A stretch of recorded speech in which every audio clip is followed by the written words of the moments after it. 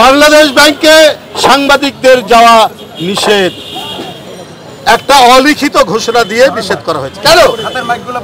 ব্যাংকের কত টাকা চুরি হয়েছে, আর এই টাকা যারা লোপাট করেছেন তারা হয় এমপি ছিলেন বা আছেন, অথবা মন্ত্রী অথবা আওয়ামী লীগের ঘনিষ্ঠ জন। এই তথ্যগুলো যাতে সাংবাদিকরা না পায়, ব্যাংক লুটের এবং দুর্নীতির চিত্র যাতে সাংবাদিকরা না পায়, এই কারণেই এই নিষিদ্ধ করা হয়েছে সাংবাদিকদের বাংলাদেশ ব্যাংকে। কারণ যারা অপরাধী তারা পাপকে লুকিয়ে রাখতে চায়, তাদের লুটপাট আর দুর্নীতির পাপ ঢেকে রাখার জন্যই গণমাধ্যমের সাংবাদিকদের উপর নিষেধাজ্ঞা জারি করা হয়েছে, বাংলাদেশ ব্যাংকে তারা যেন ঢুকতে না পারে। আমি এর তীব্র নিন্দা জানাই।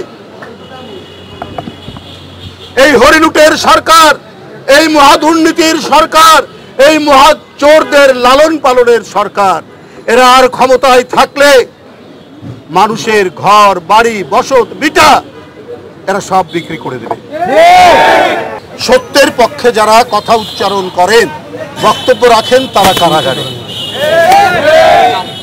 আর ব্যাংক ডাকাত যারা টাকা লুট করছে, যারা দেশব্যাপী নারী নির্যাতন, শিশু নির্যাতন, যারা অন্যের জমি বাড়িঘর দখল করছে, যারা নদী নালা দখল করছে, যারা ভোট ডাকাতি করছে, তারা আজকে দুর্দণ্ড প্রতাপে সারা বাংলাদেশ দাপিয়ে বেড়াচ্ছে।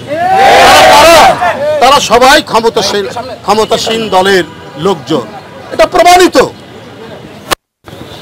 প্রমাণিত। দুইজন শ্রমজীবী মানুষকে হত্যা করা হলো ফরিদপুরে। হত্যা করার পর এই সরকারি বাধ্য হয়েছে গ্রেফতার করতে। কাকে? এক চেয়ারম্যান, আওয়ামী লীগের লোক। প্রত্যেকটি জায়গায় সমস্ত দুর্বৃত্তপনা, সমস্ত রক্তপাত করছে এই সরকারের লোকজন।